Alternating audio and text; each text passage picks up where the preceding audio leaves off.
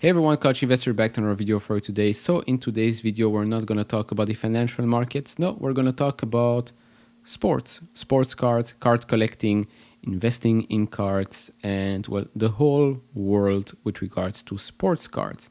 I have the pleasure to have Jay from Mojo Sports here. You can follow him on YouTube and Instagram. Probably some of you are investing in collectibles. You know, I love Funko Pops. I have Pokemon cards as well. I have some sports cards as well. It's, well, probably one of the best investments I ever made over the long term. So we're going to talk about all of that in this video. Obviously, do share your thoughts about these type of topics down in the comments below. I know it's completely different to what you are used to on this channel, but hey, I try to bring some interesting people here. So enjoy. I guess we'll start right with the first question. What is Mojo Sports, and maybe introduce yourself a little bit as well. Yeah, so Mojo Sports is a YouTube channel, and it's the brand I started. It's pretty much revolved around sports cards, trading cards, and collectibles. And pretty much the last 2 years, I've been going to sports card shows to show how people are buying and selling and trading sports cards. And yeah, it's Mojo Sports on YouTube and Mojo Sports LLC on Instagram. Great. And you started this because you've been collecting for a while, I assume. How did that start? Like, how did card collecting start? Because I feel in the United States it's something pretty popular. In Europe, maybe a bit less. So yeah, maybe we'll go in even deeper after that. Yeah, so I mean, in the United States, everybody loves sports. We have we have like major sports, basketball, NBA, NFL, MLB, and it's big. And then, I think what sports card collectibles does for like when I was a kid, at least, and even now, is it brought me closer to the game. And I always liked that aspect. So I mean, I started when I was like between 14 and 15 years old, and I was going to get autographs at games, and then actually a guy who's in the World Series now, Bryce Harper, his cards were some of the most popular baseball cards in 2011, and he was the card to chase, and I opened those packs. There were these red 2011 Bowman packs, and I pulled one of his cards, and someone's like, dude, that's worth like, 30, $40. And I was like, what? And it kind of just started the craze. And then, one of my favorite players is DeMarcus Cousins, and I got to know him personally. And I just started buying his cards on eBay and putting him in a little box, and it kind of just started the whole thing. And I knew I could buy his cards and then go see him play, or I could buy LeBron cards and see him play. And I thought that was cool. Yeah, I've been following you actually via YouTube first, then Instagram. On YouTube for the road to the Nationals was and then on the Okay. Nationals as well every day there. It's pretty cool the way the community actually acts. I don't think I've seen something like this in other communities. I think everybody's pretty happy when you get an amazing card. Everybody's sharing cards there. I mean, you've been giving cards away a lot in your videos, so it's really specific to the card collecting world. And I don't know, it makes it special. I think sports in general is special. Besides investing, sports, football, soccer, is my passion. I think that's pretty big now in the United States as well, has been growing year over year. Um, how do you see the market right now actually for cards? Because I'm sure, like with everything, the last 2 years it went up super fast, and then probably now we're down very much. So how's the sentiment in the card collecting world right now? Yeah, I mean, I've been going to shows for the last, month here, and I'm not gonna lie to you. Foot traffic's down, and we're in a recession right now. And what that means is, people are very careful with their money. And something I've noticed, is people are spending between $1,000 and $1,000. Anything above $1,000 is all traded. It's dealer to dealer, it's traded, and do I think it's a bad thing? No, I think it's just a sign of a healthy market. I think a lot of people, have cards, they're super high into the Justin Herbert cards, or they're super high into cards that, maybe aren't retaining value right now. And, I just think the market's just correcting itself. And I just think at the end of the day, like I say this all the time on the YouTube videos, you could be a flipper, investor, collector, and I'm all three. I flip cards. I still flip cards. I'm trying to invest less in the cards. If I buy cards, it's got to be like vintage or like the goats. And then in terms of collecting, like at the end of the day, man, I go home and I've got these 5 row boxes lined up in my house, and it's Aaron Rodgers, Sacramento Kings, and my other PCs. And I'm okay with like I couldn't care less. I would never sell any of those cards. And that kind of keeps me grounded. But I just think we're in a market correction right now, and you just have to be really careful with what you buy. If someone's just entering this hobby, I would just be an observer for a little bit until you start buying, because you start spending a bunch of money, you can get burned, so you just have to be really careful. Yeah, I think it resembles, I mean, the stock market and any other market out there. When things are doing fine, everything goes up, and suddenly everybody thinks, well, my card must be worth a lot. Let me put that on eBay. Maybe get sold. If it does, you see that price go up. You're like, that card goes for $100. Maybe my card is 150. Then it goes up and up and up. And then obviously those that just enter the market see those prices and are like, interesting, let me buy. And then everything goes down, etc., etc. But obviously my channel is not that much sports cards, more investing, but there are some resemblance there. So how would you start? Let's say if we're starting from scratch, how would you start collecting cards? The obvious first step would be liking a sport, I would guess. But after that, like how would you make your way to a, I wouldn't say mental card, because obviously that's a pretty expensive one, but I don't know, a, I would say Kobe Bryant, because that's my favorite card, but let's reach the Kobe Bryant levels. Yeah, I mean, I first off, I would just say, find a player or a team that you like, that if they stop playing the game, you'd be okay with owning their cards. Like I just think you have to have this. If you're a collector, you have to have like a backfall. Like you have to have like a Erling Haaland or a Ronaldo or like a Messi, that, or like, I don't know, like a Sergio Aguero. Like I'm picking out random soccer players for you, Mm-hmm. but like just because I know you're European, like a lot of I soccer got a fans. John So, Morant card actually, a oh, you got a mosaic, John Morant. yeah, mosaic pink coma or something like that. Okay, Yeah, there you go. my only Yeah, NBA so card, and he's been yeah, pretty good see, this season. he's so good, bro. John Morant's legit. So like I don't know, you have to pick one player that you'd be okay with, like no matter what, like you don't care if you lose money, which is just it's just great, because then when you go to shows, and this is kind of my feeling when I go to shows, you go to shows, you could pick up cards of that player and you're like having a good time. And like if you don't find you're not forced to spend excess money on something or force a deal. But like I would start there, and then I always tell people start in like the under $100 range. Like I find cards that you could pay 60 bucks for, and you could sell for like 90. Find the margins on eBay, and like watch the players, watch the sports. But I mean, some of the rare sets, you might find like a pop one. I remember I bought this, it's a quarterback, Bryce Young, in Hmm. college. And I bought this card. I just saw it on eBay. It was like 80 bucks, and I flipped it for like 175. And it was just nobody had graded the card.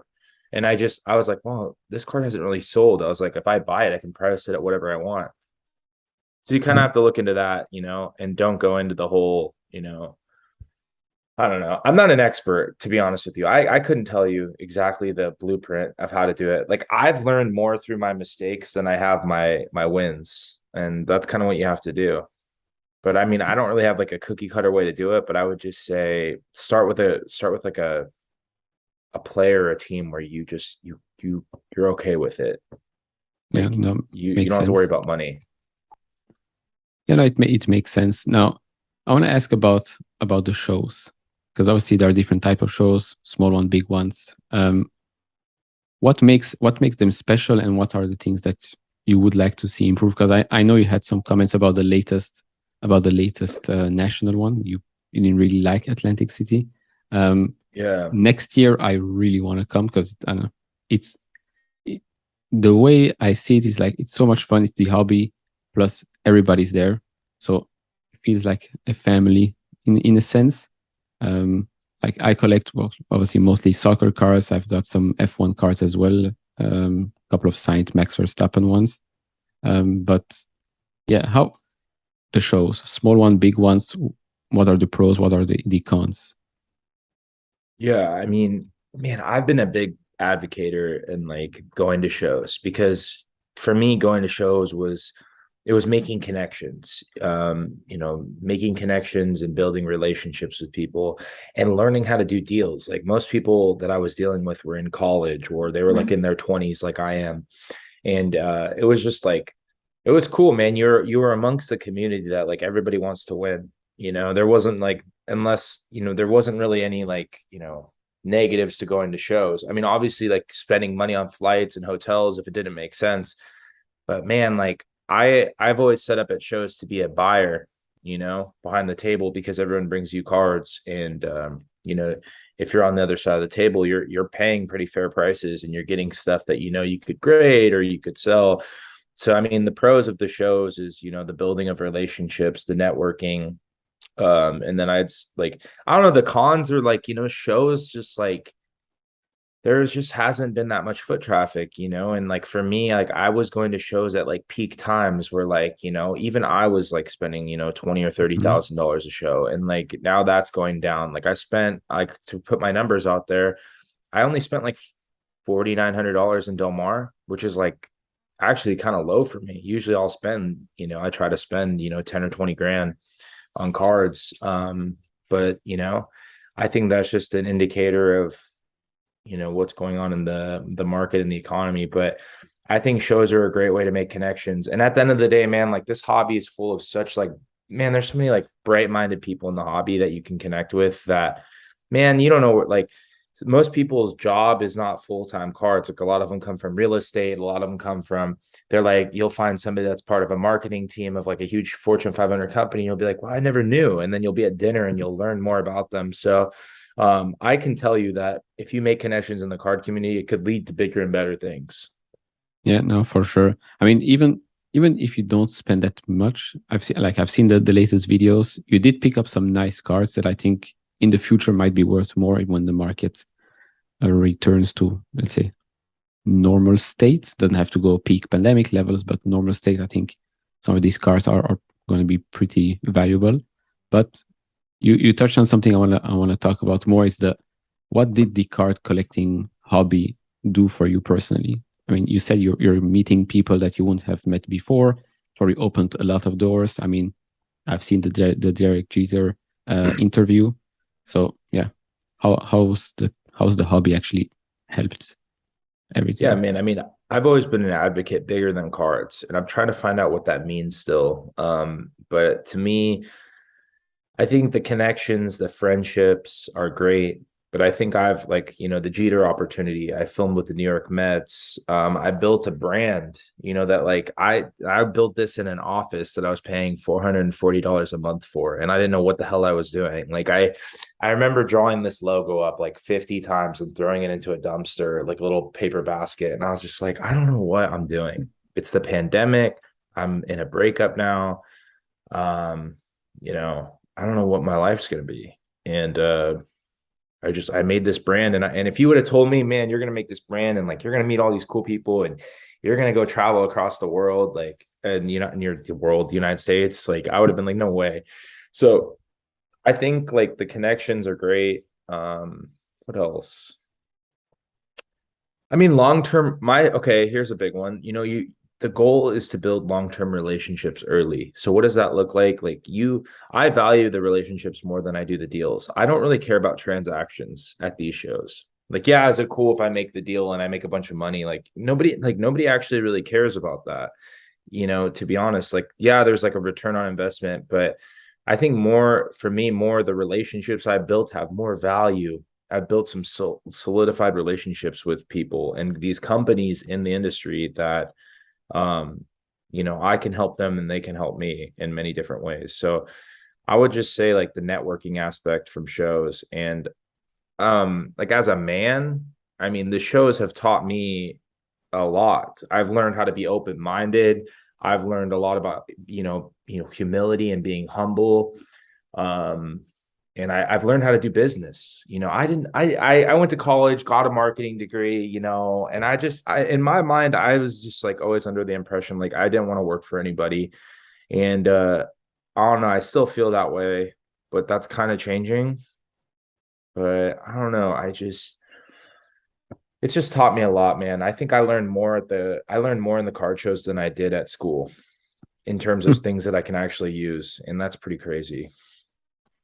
Yeah, when you think of it, it's pretty crazy. You pay for school and then you go to card shows where you can actually make money and get more information, more knowledge. That's pretty nuts. I mean, one thing I'll add too is like Mark Cuban, Michael Rubin from Fanatics. Who else? I mean, there's many others. If you ask them what they did, they were hustling sports cards. Then you have They used Gary to hustle V. sports cards. Gary V, they hustled sports cards. So it's like it's part of the hustle. Yeah, for sure. What's the biggest thing you've done in in the hobby? Biggest thing, maybe biggest personality that you've met? Probably the Marcus Cousins, I would guess. I mean, I've known DeMarcus since he was a rookie, so he's like a homie. Um, so I would say the biggest was probably Derek Jeter.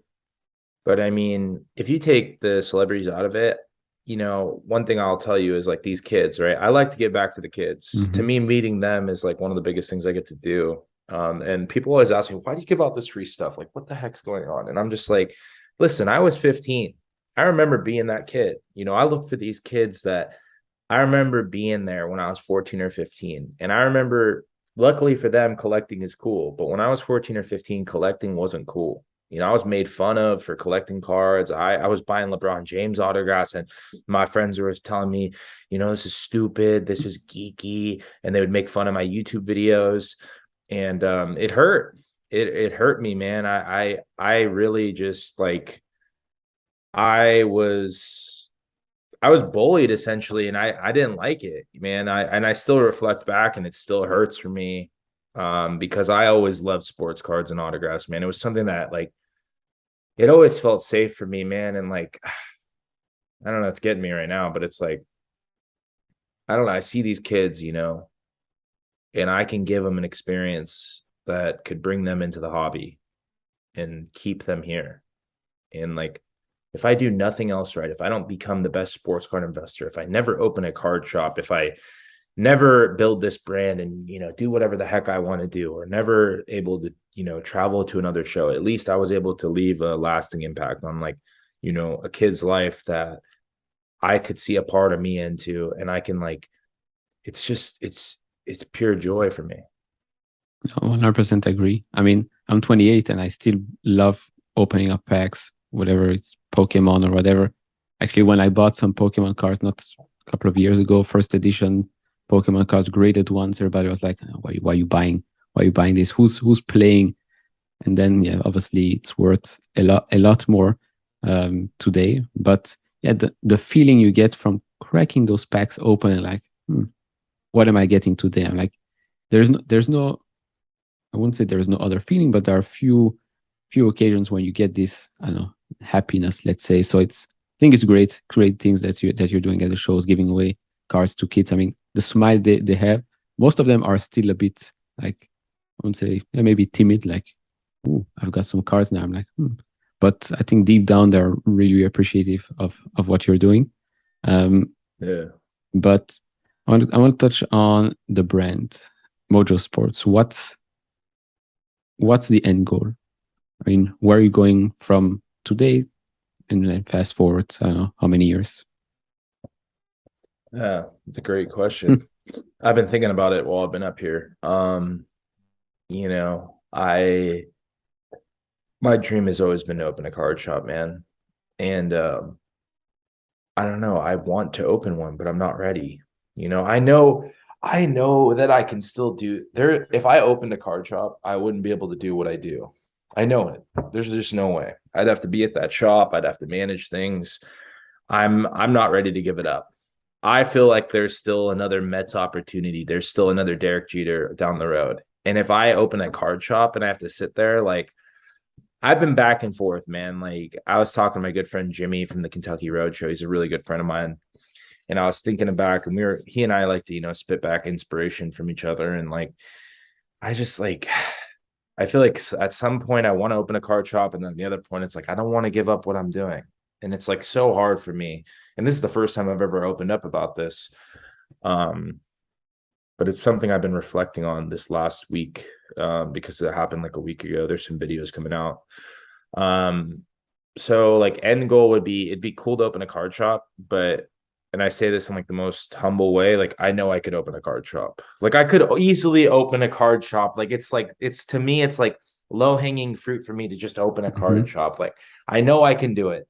Why would I do it now? It's just like when I can keep building this brand. So in the end game for the brand is like I just want to keep building the following. I want to make connections. I want to get involved in professional sports. I want this brand to be everywhere. I want people to know that Mojo Sports is everywhere. Like I want the world to know. And we're not there yet because we haven't been international. That's another thing. Like I haven't been international yet, and I haven't done there's a handful of things that I feel like I haven't done yet. And I'm just trying to get organized right now. I'm not as organized as I'd like to be. Ask me how many employees I have. There's two. One helps me with the whatnot sales, and then Shane Hmm. edits my videos. That's it. Like we don't have a full team. We don't have a full salary budget to give out. Like it's just that's what it is. So hopefully I can form a team one day. If I could, if I could, I'd love to hire people to help. But you know, right now I'm in like what is it called? Project kind of work mode. Like I have Okay. my whiteboard here. Like I'm planning the next 6 months out right now. So we'll see. So right now it's more content creation and traveling to shows, buying cards. Yeah, even that, like if I'm being transparent with you, like do I think shows are gonna like be booming? Like a part of my heart tells me that shows are like either they need to make less shows, like Hmm. they need to dumb these shows down and maybe make like one or two good shows a month. Um, or like something's got to change. But like I would still go to shows, like because to me, going to shows is where I could meet people and I could create content Yeah. and buy sports cards. But I'm just curious, like how the show promoters are going to handle it because like they got to make money, they got to do Hmm. logistics. Like I'm curious, and I'm going to start talking to the promoters because I'm curious how they're doing. If they're gonna have dealers set up, like how is it like next Dallas is next weekend. Honestly, that's gonna be an interesting show because the last Dallas I went to wasn't very good. So Dallas is next weekend, so that'll be a cool indicator of like kind of where we're at. Okay. Makes sense. But so let's say if we remove shows, what's the go-to plan right now for you for Mojo Sports besides creating content more things like the Mets, let's say journey, or is there something else? Yeah, so for me, it would be how do I get out? How would I get outside of sports cards? And that would revolve around contact, like talking to professional teams, working with other brands outside, getting brand deals done, focus on marketing. So that's what I would do, which is a really great idea. Yeah, for sure. I did have one question from another big collector. He did have a question with regards to quality control. I think it's probably an issue right now everywhere. So many people getting cards with wrong autographs, upside down autographs, cards are cut badly, etc. So, what are your thoughts on the quality control now around sports cards? Maybe around cards in general, actually. Yeah, I mean, I've been hearing about that too. I mean, like, man, Prism and Optic was showing up off center. There, Mosaic Football 2020 when it first came out, there was scratches all over. I mean, I was like, my brand wasn't even built yet, and I was opening Mosaic Football, and I saw scratches on the stuff. I'm not sure like how that like if you're gonna give a product to somebody, like I feel like you want the people like don't get me wrong, bro. There's probably gonna be a couple errors in here and there, but I've Yeah. noticed that there's a lot more errors than usual. So I think it's a result of being lazy from the companies. So I don't know, like they need to do a better job of that. But I think the feedback from the consumers should help them. Like if I'm a company and I notice that that's going on, I sit everybody down in one room and I get a big whiteboard and I say, we've had these complaints, 5 of these complaints, majority quality control, redemption issues, um, what's it called? Overproduction, or like not saying what's really going on in the products, whatever the issues are. And I sit them down, I sit the entire team down, the marketing team in one corner. Like I don't know who runs a lot of the companies, but like I have this like mentality where it's like if we have an issue, we gotta fix it. Because like even when I have issues with shipping, if I have a shipping issue, if somebody didn't get their cards, I always give the buyer the benefit of the doubt. My reputation is not worth sacrificing over 80 Hmm. bucks. I would rather just, yeah, you know what? I get it. Did we mess up? That's totally fine. We'll make it right to you. Keep the cards, we'll refund you. I did that 2 weeks ago. We messed up an order. Guy ordered $80 worth of stuff, and he only got he missed 3 of the cards, which valued out to like 30 bucks. And I was like, keep the cards, we'll refund you 80 bucks. Like to me, that 80 bucks is not worth my reputation going down the toilet. Yeah, I So think it's greed. You have to watch out for greed. for sure. And I think these big companies right now, since they probably noticed that everybody's buying these packs, these boxes, regardless, because probably, I don't know, the hype was so big that nobody really cared. They were like, okay, nobody really cares. Everything's sold out. Let's make some more. Once they probably notice that, well, people are not buying the cards anymore, that's probably when, well, the big guy comes in and is like, why the number is down? And then they start looking at, oh, we got some complaints about this, we got some complaints about that. And then, well, the snowball goes round and round, um, which is unfortunate because we, the consumer, well, we want to buy cards. They don't really care about the quality. So we have to wait until their wallets get hurt. And then maybe something will change. Yeah. Um, he had a second question, which is a pretty interesting one. Do you think Fanatics should acquire Panini? Um, they will acquire Panini. They will. And I think they'll do a great job. I believe in I believe in Michael Rubin. Um, I believe in what Fanatics has been doing. You know, I was in the memorabilia industry and Fanatics was doing a pretty good takeover of that. Um, I think Fanatics has a good direction of what they want to do. I mean, Fanatics did a great job with getting the baseball license and getting, all their ducks in a row. Like they don't mess around, man. Like they go in, they talk, and they get like the MLBPA. They got them. They get all these people. Like they know how to. They have like a great acquisition like status. Like they Mm-hmm. can grab what they want and they get it. And I like Ruben a lot. I think he's a great leader for the brand, and he's a good spokesperson, and he's a fan. And that to me is a great indicator of, Fanatics would come in with a lot of changes. I think they're big into the game worn stuff. So you'll see a lot of game worn, you'll see a lot of cool products.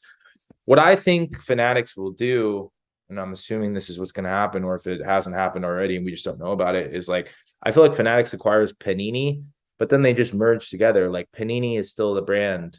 Yeah. Panini still can like handle like what they were good at, and Fanatics helps them kind of facilitate what's really happening because Panini could use Fanatics. I don't know, like they're gonna work together.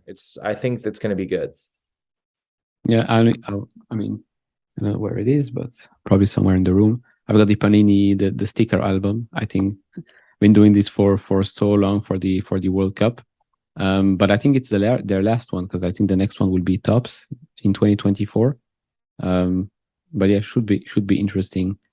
Besides cards, stickers, maybe do you collect something else or invest in something else? Man, I love autograph memorabilia, man. I mean, I was getting autographs personally, so that's always cool. But outside the sports card world, like not really, man. I play video games. I'm a big video game guy. I actually tried What gaming videos a long time ago, but nobody knows about this. what I used to games? commentate Call of Duty. I mean, before. Now I just play like sports games or like I'm Madden, just I sport. would say. I love Madden. I love FIFA, NBA 2K. Like that's my favorite thing to do when I come home from a show. I come home from a show, I unpack, I leave all the cards on the pool table, and I sit and just play PS5 like for like 4 hours. And it just like and then I go to bed. It's like video games for me are have always been a constant. Yeah, same here. I love video games. I didn't still no PS5 here in Belgium yet. 2 years ago it What? was. 2 years ago it was in my cart. I was checking out, clicked buy, sold out. Since then, haven't seen Wow. one yet. They don't have them in Belgium? And if they have, it's like twice the price because somebody picked some up and then wants to make some money on that. But other than that, in the big stores, I'm yet to find one. So right now I'm just gaming on the PC and just playing on the Wow. PS4 if I have to. But yeah, I I've did been not playing know it was FIFA like that. for. Yeah, it's crazy. It's great. It's actually nuts that this console came out literally 2 years ago and still Yeah. unfindable. Usually Uh, after a year and a half, the console gets in circulation. That's the normal product life yeah, cycle. So it's wild. yeah. I mean, it has prevented me from buying FIFA again because I don't know. I've been playing FIFA since 2005, and the last 2 years, I don't know, the gameplay is just not that great that I'm willing to buy on the release day. But yeah, other than that, Oh, been playing yeah. some other games, FIFA, no, not FIFA, Call of Duty, Fortnite. Um, but yeah, do you have any? I'll maybe try and end with this NFT thing. Do you think NFTs will be good or great for sports cards in the future? Nah, man. Hmm. The sports card community is not into NFTs, man. Like the sports card NFT aspect, like that's done and said. Like most of my friends, majority, like I don't know, people the funny thing is like you people think it'll work, but then ask the actual people in the firing lines, go up to the people. They're not receptive to it. Because you It's want not, it it's in your hand. yeah, we want it in our hand. Like we want to see the card. We want to appreciate the value and like the fact that it was from 1952 or it was from, my grandpa gave it to me and I want to hold it and I want to keep it in our house. So I think I don't know. I don't know enough about NFTs personally, but I know that an NFT sports card thing, um, and it's just not going to work. I know how most wealthy collectors that I know that have museums or card collections would rather just buy a 52 man one. Yeah, They don't want to buy an NFT. They don't want to buy it like. And then the thing is on the back end is like sports card people we're like sharks. We got to know about what it's sold for, how it's working, what variations there are, how many people are buying into it. And with NFTs, it's just uncharted territory. So it's not worth the risk for a lot of us. I mean, for authenticity, it could make sense. I mean, you could make a digital copy of a real card and authenticate that, but then again, PSA could easily do that, or BGS could easily do that with their own QR code. Um, but yeah, makes sense. I mean, Gary V was pretty big on NFTs. He has two collections now or something like that. But then again, I don't know. It's built on hype and stuff like that. But I do understand the aspect of wanting to feel what you own. I mean, I have here a Eden Hazard shirt on my wall. I have rather have it on my wall, signed and not on my PC screen. Um, it's a big aspect around the whole NFT theory because yes, the idea is nice, but do we really want it? That's probably a no for the majority of people, but might change in the future. Who knows? Yeah. So I want to say, first of all, thank you for taking the time to do this. Thank you for all the content that you create, for all the value that you add to the hobby, to the community in each and every show. Hopefully, I'll see you next year in one of the shows. I plan on traveling to the US next year, maybe to the national if I get a way to get there. But yeah, really hope to catch up maybe in person. And one last thing, should not reveal the whole thing, but how big is your collection? Man, bro. It's I don't even have a number, man. I know that like a lot of my memorabilia, which a lot of people haven't seen, is pretty insane. Like I met Drake, I met a lot of crazy people. I met Clint Eastwood. So like that stuff, Hmm. when you factor all that in with the cards, it's pretty crazy. One day I'll show it all. Yeah, in a secure space. Yeah, of course. All right, man. I mean, it's been a pleasure. If you want to say something else, everybody can follow you on YouTube, Mojo Sports, Instagram, Mojo Sports LLC, I believe, On Instagram, yeah. and on Whatnot. Uh If you're in the yeah, on US, whatnot. you can always find good deals there. Yeah, so subscribe to the YouTube Mojo Sports. We're almost to 30,000. Follow us on Instagram and Twitter and TikTok. It's Mojo Sports LLC. And uh, if you're ever at a card show or sports card show, come say what's up. It's always a good time. Be on the vlog, have a good time. And thanks for having me. For sure, man. Happy to have you here. Maybe we'll catch up in person pretty soon. Yeah, we'll stay in touch. Will do. All right, man. Have a good day because it's pretty early there.